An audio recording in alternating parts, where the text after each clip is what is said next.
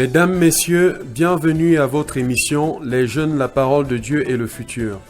Le thème de notre émission de ce jour est basé sur la musique chrétienne et sur la Sainte Communion.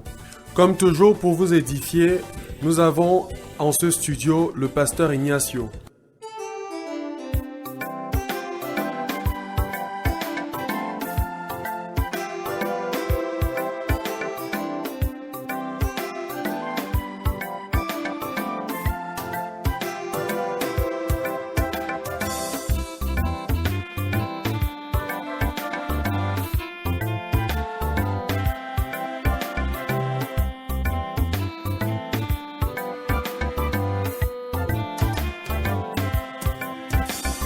C'est que le Seigneur Jésus, dans la nuit où il fut livré, il prit du pain,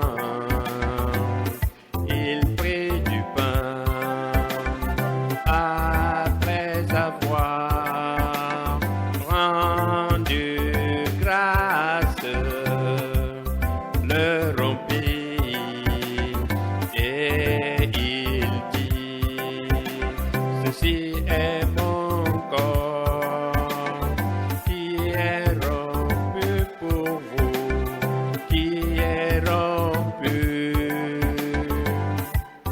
pour vous.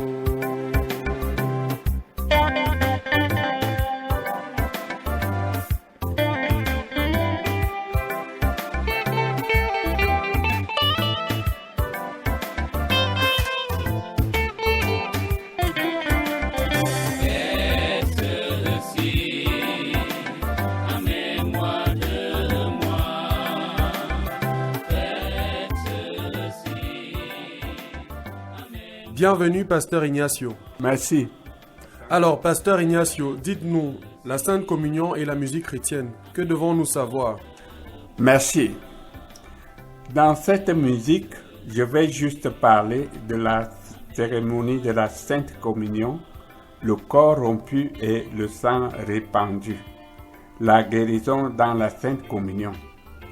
Parce qu'il y a un grand nombre de chrétiens qui souffrent d'un manque de force et d'intégrité physique. Dans la majorité des cas, leur manque d'intégrité provient soit d'un enseignement erroné ou de l'absence totale d'enseignement sur le sujet. Cette étude du corps rompu et sur le sang répandu. La plupart des chrétiens connaissent parfaitement la signification du sang répandu, mais non le corps rompu dans la cérémonie de la Sainte Communion. Alors, si nous croyons que la Bible est la parole et la volonté de Dieu révélée, et que c'est la réponse de Dieu aux besoins de l'homme pour connaître sa volonté, vous aurez des résultats dans votre vie. Selon Malachie 3:6, Dieu dit: car je suis l'Éternel, je ne change pas. Il est toujours le même. Ce qu'il était une fois, il est toujours. Ce qu'il a fait une fois, il fait toujours. Le Dieu que je connais, que j'enseigne et que je prêche, et pour lequel je travaille, est le même Dieu que le Dieu d'Abraham, le Dieu de David, le Dieu de Jésus-Christ et de Paul. Dieu n'est absolument pas devenu plus faible au cours des années. C'est pour cela que cet aspect de service de la communion, le corps rompu, mérite d'être étudié et enseigné. Merci.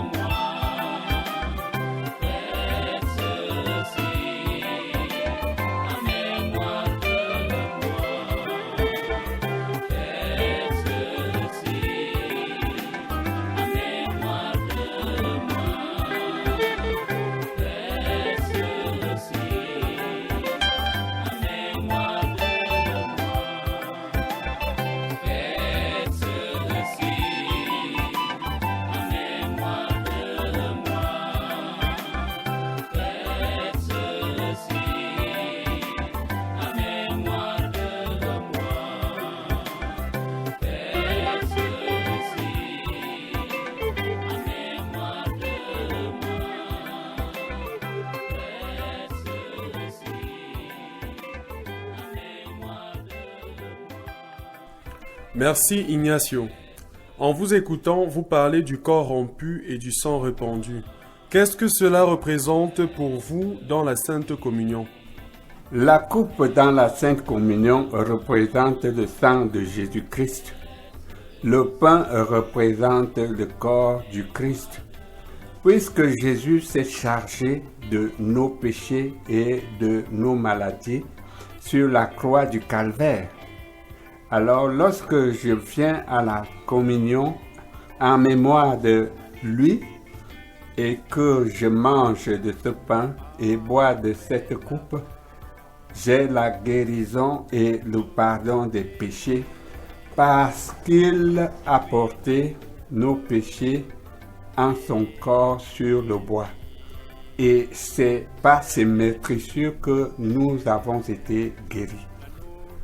Le Seigneur Jésus a d'abord initié cette nouvelle alliance de la Sainte Communion en 1 Corinthiens 11, 23 à 25, où Jésus avait initié un mémorial pour sa mort.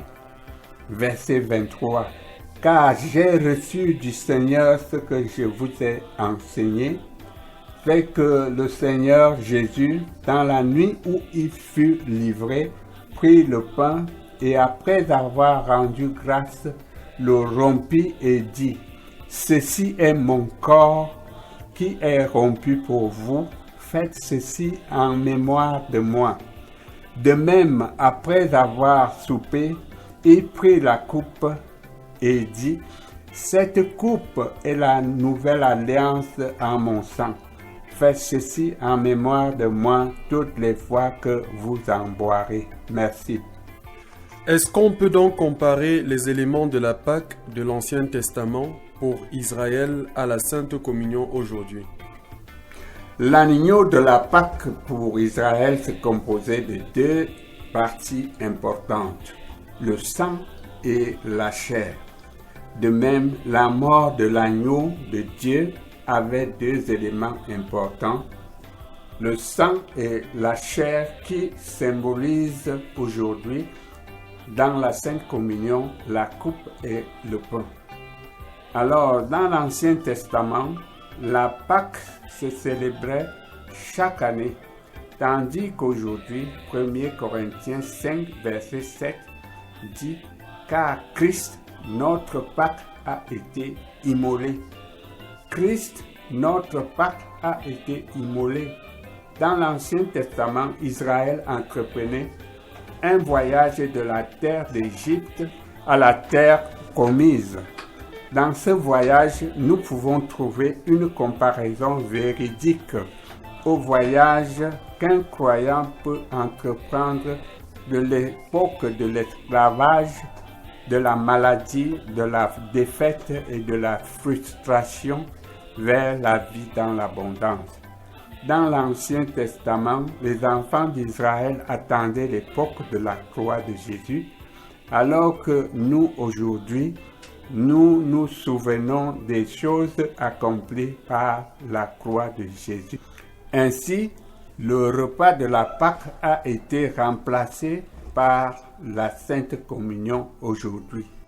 Quand nous lisons la Bible, dans le livre d'Exode, chapitre 12, au verset 3, il est écrit « Parlez à toute l'assemblée d'Israël et dites, on prendra un agneau pour chaque famille, pour chaque maison. » Verset 6, « Vous le garderez jusqu'au 14e jour de ce mois. Et toute l'assemblée d'Israël l'immolera entre les deux soirs. » Verset 7. On prendra de son sang et on en mettra sur les deux poteaux et sur le linteau de la porte des maisons où on le mangera. Verset 7.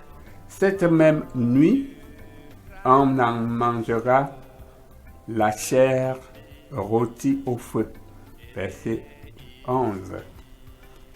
C'est la Pâque de l'Éternel.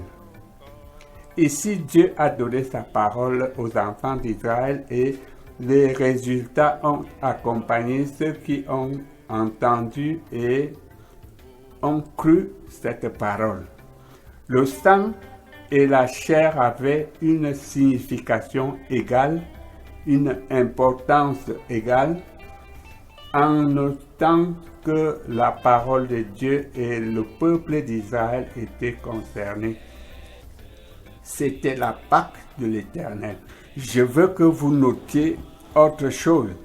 Lorsque l'Éternel passa au travers de l'Égypte et que les premiers-nés des Égyptiens furent tués, Dieu protégea les maisons des enfants d'Israël à cause du sang qu'ils avaient aspergé sur les linteaux et sur les poteaux de la porte. Et aujourd'hui, en 1 Corinthiens 5, verset 7, la dernière partie dit « Car Christ, notre Pâque, a été immolé ». Le mot Pâque en anglais est Passover. Le mot Pâque en anglais est Passover, qui veut dire passer dessus, Passover. Dieu a donné une instruction à son peuple d'Israël qui était en esclavage en Égypte. Il a demandé de tuer un agneau et de prendre son sang et de le mettre sur les deux poteaux des maisons. L'agneau devait être immolé entre les deux soirs. Il devait mettre le sang sur les poteaux, les deux poteaux, et sur le linteau pour que le destructeur passe dessus, passe over, sans toucher les premiers-nés des familles des enfants d'Israël. Ainsi, pour avoir obéi à Dieu et aux instructions qu'il avait données, tout le peuple d'Israël fut sain et sauf. En Exode 12, nous voyons les caractéristiques de l'agneau de l'Ancien Testament. Exode 12, verset 5. On prendra un agneau ou un chevreau mâle, sans défaut, sans tache. En Matthieu 8, verset 17, il est dit « Jésus a pris nos infirmités, c'est-à-dire notre manque d'intégrité, et il s'est chargé de nos maladies. » Ces deux choses, Jésus les a faites pour nous, car il est notre Pâque, ou notre Passover en anglais. Ce qui veut dire aussi que lorsque nous prions au nom de Jésus, qui est notre, nous avons absolument l'exaucement. En Jean 14, versets 13 et 14, il est écrit « Et tout ce que vous demanderez en mon nom, je le ferai afin que le Père soit glorifié dans le Fils. » Verset 14. Si vous demandez quelque chose en mon nom, je le ferai. En 1 Pierre 1, versets 18 et 19, il est écrit « Sachant que ce n'est pas par des choses périssables, par de l'argent ou de l'or que vous avez été rachetés de la vaine manière de vivre que vous aviez hérité de vos pères, mais par le sang précieux de Christ comme d'un agneau sans défaut et sans tache. » Jésus-Christ était l'agneau de Dieu sans défaut et sans tache.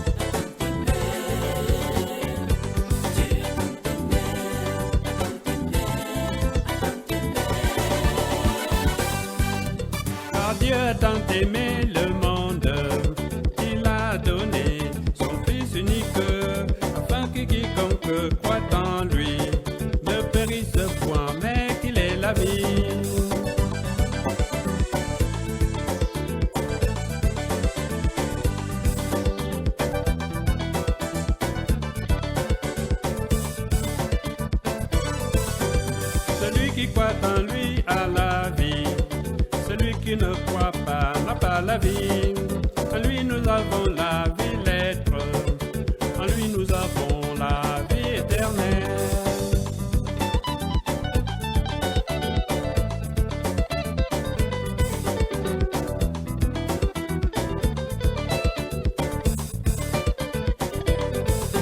Car Dieu a tant aimé le monde qu'il a donné son Fils unique, afin que quiconque croit en lui ne périsse point, mais qu'il ait la vie.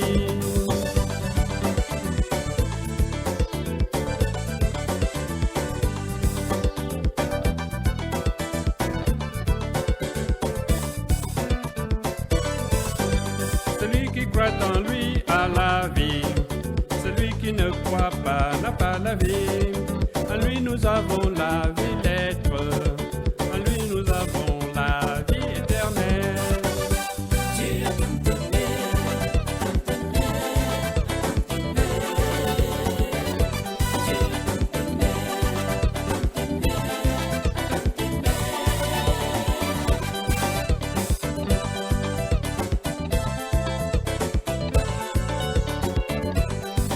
Et nous sommes justifiés par son sang.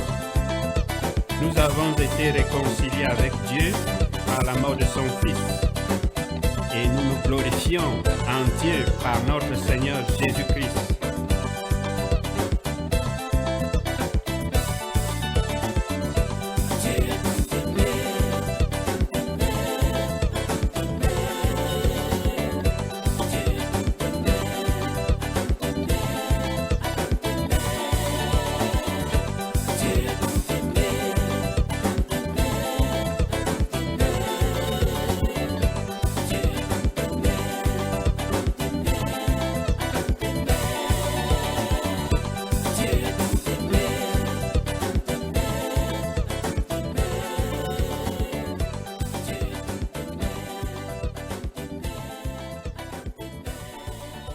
Merci, Pasteur Ignacio, pour cette clarification. Quels sont les bienfaits de la Sainte Communion aujourd'hui? Les éléments de la Pâque pour Israël sont équivalents à la Sainte Communion pour l'Église aujourd'hui. L'agneau de la Pâque se composait de deux parties importantes, le sang et la chair. De même, la mort de l'agneau de Dieu avait deux éléments, le sang et la chair, symbolisés dans la Sainte Communion par la coupe et le pain. La coupe qui représente le sang de Christ qui nous purifie et nous lave de nos péchés ou transgressions. Le pain qui représente le corps de Jésus-Christ nous donne l'intégrité physique, la guérison et la santé. 1 Corinthiens 10, verset 16. La coupe de bénédiction que nous bénissons n'est-elle pas la communion au sang de Christ? Le pain que nous rompons n'est-il pas la communion au corps de Christ? 1 Corinthiens 10, 16 décrit les deux éléments de guérison compris dans la Sainte Communion. Et en Psaume 103, verset 3, il est écrit « C'est lui, Dieu, qui pardonne toutes tes iniquités, nos iniquités, qui guérit toutes tes maladies, toutes nos maladies, sans exception. » Il y a ici deux parties, le péché et la maladie. L'une est enlevée par le sang et l'autre est enlevée par la chair de l'agneau. En Ésaïe 53, verset 5, il est écrit « Mais il était blessé pour nos péchés, brisé pour nos iniquités. Le châtiment qui nous donne la paix est tombé sur lui, et c'est par ses meurtrissures que nous sommes guéris. » En Colossiens 2, 14, il est écrit « Il a effacé l'acte dont les ordonnances nous condamnaient, et qui subsistait contre nous, et il l'a détruit en le clouant sur la croix. » C'est le châtiment physique qu'il a subi qui a acheté notre guérison. Merci. Le châtiment qui nous donne la paix est tombé sur lui. Le châtiment qui nous donne la paix est tombé sur lui. Il a porté nos souffrances, il s'est chargé de nos douleurs, il a pris nos infirmités, il s'est chargé de nos maladies. Le châtiment qui nous donne la paix est tombé sur lui. Le châtiment qui nous donne la paix est tombé sur lui. Merci pour cette brillante explication de l'œuvre que Jésus-Christ a accomplie pour nous. Nous comprenons donc que l'œuvre que Jésus a accomplie pour nous nous apporte de merveilleux bienfaits dans nos vies. Nous avons la responsabilité de pouvoir observer en mémoire tout ce qu'il a accompli pour nous dans la cérémonie de la Sainte Communion. Le pain qui représente le corps de Jésus-Christ nous pourvoit la guérison, la santé et l'intégrité physique. Aujourd'hui, nous ne devons plus accepter la maladie parce que la maladie a été vaincue dans nos vies une fois pour toutes. Donc, par notre croyance positive, nous pouvons manifester la santé et l'intégrité dans tout ce que nous pouvons entreprendre. La coupe qui représente le sang de Jésus-Christ nous a lavés, nous a purifiés de toutes nos transgressions, de tout péché. Aujourd'hui, le péché n'a plus de pouvoir sur un fils de Dieu. Le péché n'a plus de pouvoir sur un chrétien. Et pour cela, nous devons apprendre la parole. Et pendant cette période, nous, en tant que chrétiens, nous avons la responsabilité de pouvoir commémorer tout ce que le Christ a accompli pour nous et vivre une vie de super vainqueur, une vie plus que vainqueur, une vie pleine de santé et d'intégrité. Notre justification, lui qui est les prémices des morts. Le châtiment qui nous donne la paix est tombé sur lui. Le châtiment qui nous donne la paix est tombé sur lui.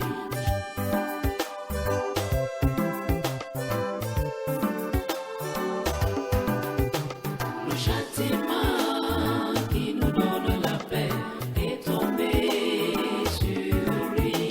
Le châtiment qui nous donne la paix est tombé sur lui. Le châtiment qui nous donne la paix est tombé sur lui. Le châtiment qui nous donne la paix est tombé sur lui.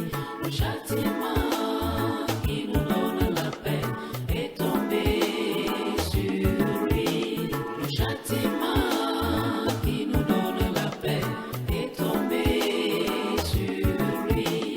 nous donne la paix est tombé sur lui. Le châtiment qui nous donne la paix est tombé sur lui. Le châtiment qui nous donne la paix est tombé sur lui. Le châtiment qui nous donne la paix est tombé sur lui. Le châtiment qui nous donne la paix est tombé sur lui. Le châtiment qui nous donne la paix est tombé sur lui. Le châtiment qui nous donne la paix. Nous étions pour vous accompagner aujourd'hui à la régie d'antenne Saint Samuel, console technique Michel Koumou, à la réalisation Cyril Aïna, à la supervision générale Ignacio. au micro de présentation Gracias. Merci.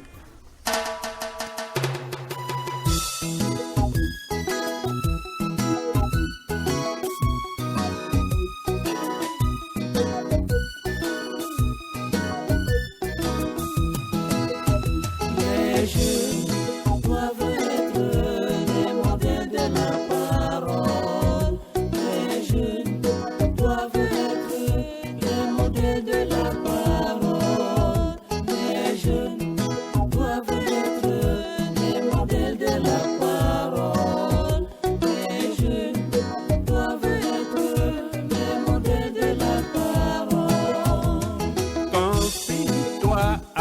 l'éternel.